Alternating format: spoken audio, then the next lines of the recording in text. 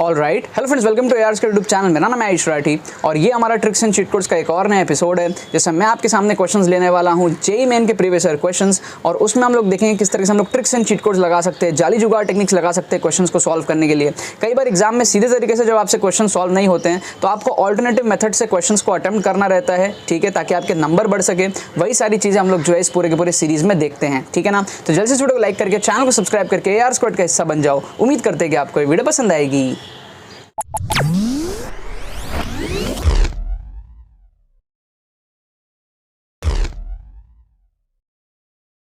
Students, अगर आपका JEE main में स्कोर 60, 70, 80, 90, 100 इस रेंज में अटकता है, अगर आपको अपना स्कोर कम टाइम में इंक्रीज करना है, 160, 170, 180, 190 इस रेंज में लेकर के जाना है, और आप अगर सीरियस हो ये चीज़ करने के लिए, तो आपको मैं रिकमेंड करूंगा कि आप हमारे exclusive tricks course for JEE main 2023 में एनरोल कर लो जल्दी से जल्दी।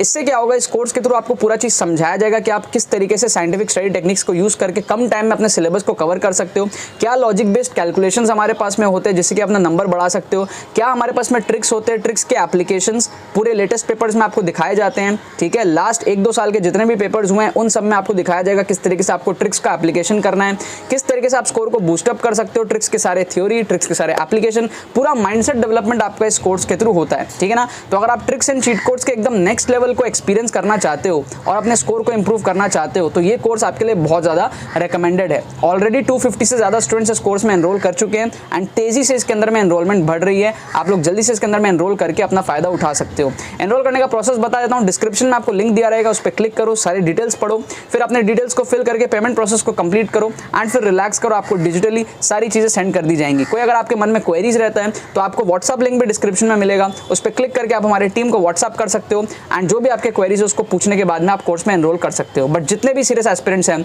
मेक श्योर करना कि आप इस कोर्स में एनरोल कर लो। तो देखो यार, यहाँ पर मैंने आपके सामने क्वेश्चंस लिया है जेईई मेन के प्रीवियस ईयर क्वेश्चंस। फिजिक्स के सेक्शन से मैंने यहाँ पर कुछ क्वेश्चंस उठाए हैं, मैकेनिक्स से। यहाँ पर आप पहला क्वेश्चन देख सकते हो, जेईई मेन 2021 का क्वेश्चन है, और यहाँ पर भी आप दूसरा क्वेश्चन भी देख सकते हो, वो भी जेईई मेन 2021 का क्वेश्चन है। इन दोनों क्वेश्चन में हम लोग जो है जाली जुगाड़ टेक्निक्स लगाने वाले हैं, ठीक है। अगर एग्जाम में सीधे तरीके से आपसे क्वेश्चन सॉल्व नहीं हो रहे तो आप इन जाली जुगाड़ टेक्निक्स का जो है यूज़ कर सकते हो। हर क्वेश्चन में यूज नहीं होता, बट आपको धीरे धीरे सीखते सीखते समझ आ जाएगा किस टाइप के क्वेश्चन में यूज होगा, ठीक है ना। अब जैसे यहाँ पर ये क्वेश्चन है, तो हम लोग यहाँ पर क्या करने वाले, बेसिकली हमारा अजम्पशन मेथड यूज करेंगे दोनों के अंदर में। Assumption method, assumption method, assumption assumption method, ये हम लोग यूज करेंगे दोनों क्वेश्चन के अंदर में, और दोनों क्वेश्चन को हम लोग झट से उड़ा देंगे। कैसे उड़ाएंगे, देखो, a boy reaches the airport and finds the escalator is not working, ठीक है भाई, कोई बात नहीं। तो पहले लाइन से हमारा कोई खास यहाँ पर मतलब है नहीं, वो गया और उसको काम करता हुआ नहीं दिखा। तो पहला लाइन एक स्टेटमेंट है, हमको फिजिक्स का कोई लेना देना नहीं है इसमें। दूसरा स्टेटमेंट बोल रहा है walks up the stationary escalator in time t1। एक एस्केलेटर था, ठीक है, जो स्टेशनरी था, उस पर वो ऊपर वॉक कर गया टाइम t1 में, ठीक है, वॉक कर गया। यहाँ पे क्या किया है, वो वॉक किया है। अब क्या बोल रहा है, if you remain stationery on a moving escalator, एक मूविंग एस्केलेटर था, एक मूविंग एस्केलेटर था, एस्केलेटर ऊपर मूव कर रहा है, ठीक है, और वो खड़ा है, ठीक है, एस्केलेटर मूव कर रहा है, एस्केलेटर जो है वो मूव कर रहा है और वो खड़ा है।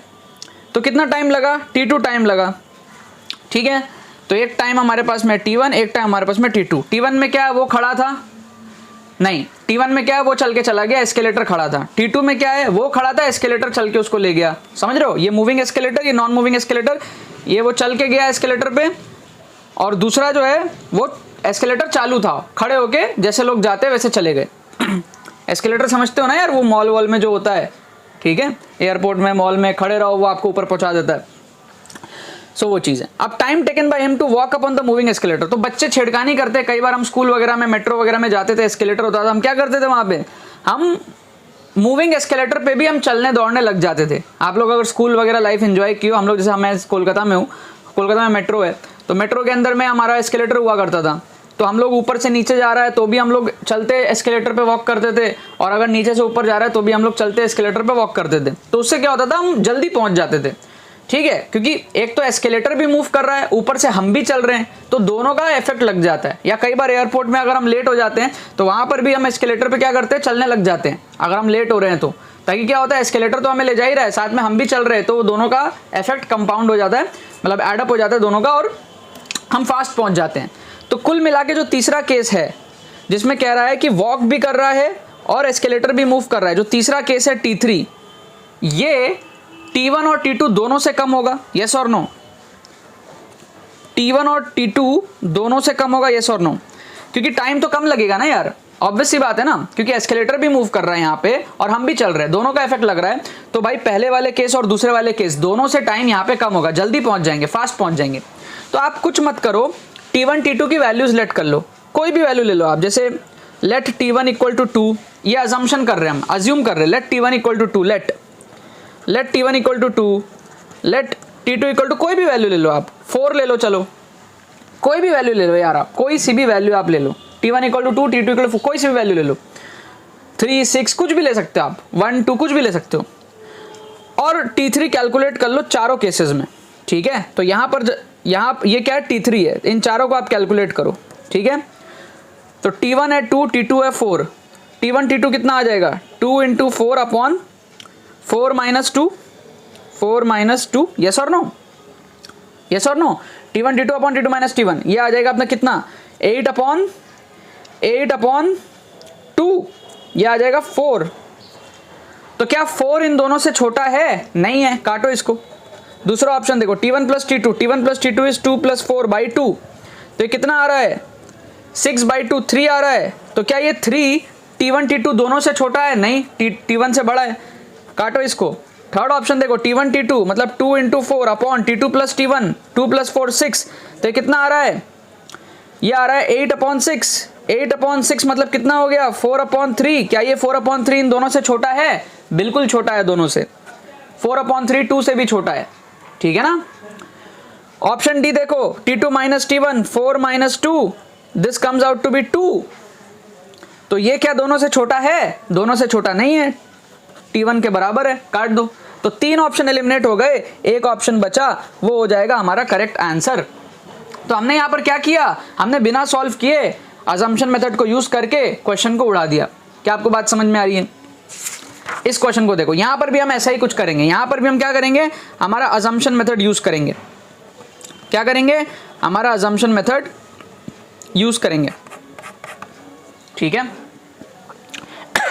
तो यहां पर हम क्या करेंगे, car accelerates from rest at a constant rate alpha for some time, after which it decelerates at a constant rate beta to come to rest if the total time elapsed is t distance travelled.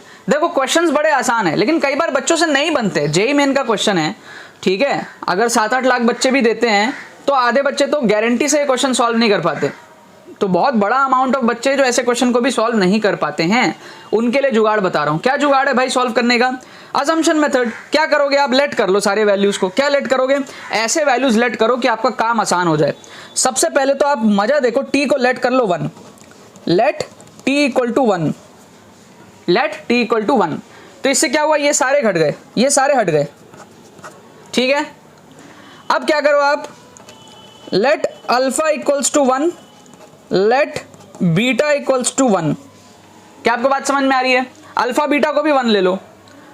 तो अब क्या होगा, यहां पर ये आपका आ जाएगा 4 upon 2, 2 आ जाएगा। ये आपका क्या आ जाएगा, 2 अपॉन 2, 1 आ जाएगा। ये आपका क्या आ जाएगा, 1 अपॉन 4, और ये आपका क्या आ जाएगा, 1 अपॉन 8। यस और नो? ये हमारे ऑप्शंस कन्वर्ट हो गए। जैसे ही हमने इन वैल्यूज को लेट किया, हमारे ऑप्शंस कन्वर्ट हो गए। क्या आपको बात समझ में आ रहा है? हमने अल्फा बीटा टी की वैल्यू यहां पर पुट कर ली। इसको कहते हैं अजम्पशन मेथड। अच्छा, ये क्यों अप्लाई हो रहा है सर? देखो, ऐसा जनरल क्वेश्चन कभी भी बनता है ना, तो वो हर अल्फा बीटा टी के लिए वैलिड होगा। समझ रहे हो? ये जितने भी जनरल क्वेश्चन होते हैं जहां पे अल्फा दे दिया, बीटा दे दिया, टी दे दिया, ये हर वैल्यू, कोई भी आप वैल्यू सब्स्टिट्यूट करोगे उसके लिए वैलिड होगा। अगर कभी वैलिड नहीं हुआ तो वो ऐसे दे देते हैं, ऐसे बोलते हैं ना, टी नॉट इक्वल टू 0, ऐसे साइड में देते हैं ना, तो वो मेंशन कर देते हैं कि उस टी के लिए वैलिड नहीं है। क्या आपको बात समझ में आ रहा है? क्या आपको बात समझ में आ रहा है? कभी भी आप देखो क्वेश्चन में लास्ट में लिखा रहता है this should not be equal to 0 या this should not be equal to 1, तो वो एक एक्सेप्शन होता है। अदरवाइज बाकी सारे अल्फा बीटा टी के लिए वैलिड होगा ये क्वेश्चन, ठीक है? तो क्यों ना हम सिंपलेस्ट अल्फा बीटा और टी ले ले हमारे कन्वीनियंस के हिसाब से। अब आप कुछ मत करो, इस केस को इमेजिन करो हुआ क्या होगा। ये एक पॉइंट रही होगी ए, ये एक पॉइंट रही होगी बी, 1 सेकंड में ये पूरा मोशन कवर हुआ होगा। तो ऑब्वियस सी बात है, हमने अल्फा और बीटा दोनों को सेम लिया है, तो आधे सेकंड में ये अल्फा एक्सेलरेशन से आधे डिस्टेंस गया होगा, और फिर बाकी के आधे सेकंड में ये बीटा डिसिलरेशन से, जो कि अल्फा के बराबर ही है, ये वापस आ गया होगा रेस्ट पे। क्या आपको बात समझ में आ रही है? तो कुछ मत करो यार, आधा सेकंड के लिए डिस्टेंस निकाल लो, उसको डबल कर लो, डिस्टेंस आ जाएगा। सिंपल है ना। देखो टाइम एक है और एक्सेलरेशन डिसेलरेशन बराबर है, तो जितना टाइम एक्सेलरेट किया होगा उतना ही टाइम डिसेलरेट किया होगा, तो आधा आधा ही हो जाएगा, एक का आधा आधा, है ना। सिंपल सा चीज़ है, हमने अल्फा और बीटा दोनों को सेम ले लिया है मैग्नीट्यूड में, कि जितना एक्सेलरेशन का रेट है उतना ही डिसेलरेशन का भी रेट है। तो एकदम सिंपलेस्ट केस हमारा बन गया, जहाँ पे आधे सेकंड वो ट्रैवल किया एक्सेलरेशन ए से और बाकी आधा डिसेलरेशन बी से। तो S equals to u t plus half a t square अगर आप लगाते हो तो रेस्ट से स्टार्ट किया था, यहाँ पे लगाते हो तो s की वैल्यू s1, इसको s1 बोल देते हैं, s1 की वैल्यू जो आपकी आएगी वो आएगी ut 0 हो जाएगा प्लस हाफ एक्सेलरेशन की जगह आएगा अल्फा इंटू टी स्क्वायर, ठीक है। और यहाँ पे जो t है ये t1 स्क्वायर आएगा, समझ रहे हो बात को। इतना सा टाइम यहाँ से यहाँ तक का time t1 equal to half, तो ये कितना आ जाएगा, हाफ इंटू अल्फा की वैल्यू ली हमने 1 और t1 की वैल्यू ली हमने 1/2 का स्क्वायर करेंगे तो आएगा 1/4, तो ये कुल मिला के आ जाएगा 1/8। तो S1 की वैल्यू कितनी आ गई, 1/8। अच्छा अगर S1 की 1/8 है तो S2 की भी 1/8 ही होगी, क्योंकि उतना ही डिसेलरेशन से वो वापस रुका है, ठीक है। तो S1 प्लस S2 कितना हो जाएगा, 2 इंटू 1/8 इक्वल टू 1/4। कौन सा ऑप्शन करेक्ट हो जाएगा, C। क्या आपको बात समझ में आई? इसको कहते हैं अल्टीमेट जाली जुगाड़ टेक्निक। अगर आपको क्वेश्चन सॉल्व करना नहीं आता तो ये मेथड्स आप सीखो, आपको बहुत फायदा होगा, ठीक है। अजम्पशन मेथड हमारा वन ऑफ द टेक्निक है। ट्रिक्स के बहुत सारे पार्ट्स होते हैं, जिसमें से एक अजम्पशन मेथड है, एक डायग्राम अप्रोच है, बहुत सारे ट्रिक्स के अलग अलग टेक्निक्स होते हैं। वो सारी चीज़ें डिटेल में आपको कोर्स के अंदर में भी बताई हुई है, कोर्स के बारे में वीडियो के स्टार्टिंग में बताया, ठीक है। आप कोर्स के अंदर में एनरोल कर सकते हो, है ना। 2023 का अगर आप एग्जाम दे रहे हो तो 2023 का भी हमारे पास में कोर्स चल रहा है, डिस्क्रिप्शन में लिंक दी हुई है। उसमें जब आप जाओगे देखोगे तो आपको ये सारी चीज़ें और अच्छे से समझाई जाएंगी, माइंडसेट पूरा डेवलपमेंट करा जाएगा, कितने क्वेश्चंस अटेम्प्ट करने हैं, क्या करना है, साइंटिफिक स्टडी टेक्निक्स क्या है, लेटेस्ट पेपर्स के अंदर में। यहाँ तो आपने क्या है, पहले से सिलेक्टेड क्वेश्चंस देखे, वहाँ आपको ऑन स्पॉट ट्रिक्स लगाना सिखाया जाएगा। मतलब कि जब मैं क्वेश्चन पहली बार देखा तो मैंने किस तरीके से ट्रिक्स बनाया उस एक मोमेंट पे, वो आपको जो है कोर्स के अंदर सीखने को मिलेगा, ताकि आप भी एग्जाम टाइम सिनेरियो में जो है ट्रिक्स बहुत अच्छे से लगा पाओगे, ठीक है। डेफिनेटली आपका यार ये फ्री प्लेलिस्ट हेल्प करेगा, बट अगर आप कोर्स के अंदर में आ जाते हो तो आपको और बहुत ज्यादा हेल्प करेगा, ठीक है। बाकी फ्री प्लेलिस्ट के लिंक भी डिस्क्रिप्शन में दी हुई है, आप वहां से और भी बहुत सारे एपिसोड्स को है जो देख सकते हो और सीख सकते हो, ठीक है ना। बाकी तो बस यही बात है। तो यार आई होप आपको ये ट्रिक्स एंड चीट कोड्स की वीडियो पसंद आई होगी। अगर आपको ये वीडियो पसंद है तो वीडियो को लाइक करना मत भूलना और शेयर करना मत भूलना अपने बाकी सारे फ्रेंड्स के साथ में, ताकि वो भी इस प्लेटफॉर्म का मजा उठा सके। बाकी तो बस बहुत बहुत धन्यवाद मेरे साथ जुड़ने के लिए, बने रहिए यार।